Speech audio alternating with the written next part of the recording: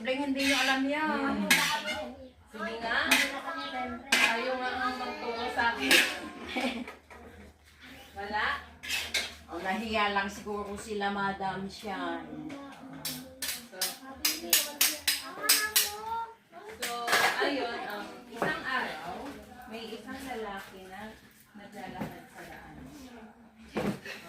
Oh. Tuloy nyo na. Sige, ituloy nyo na. Tapos, may masamang tao na nanakit sa kanya, iniwan lang ako. Aray niya.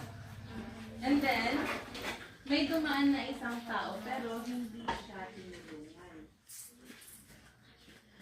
And may isa pang dumaan, hindi rin siya tinulungan. Doon sa nakahadusay na lalaki, siguro duguan, maraming pasa, nalagpo, kawawa. Kung kayo ba, tutulungan niyo siya? Oo.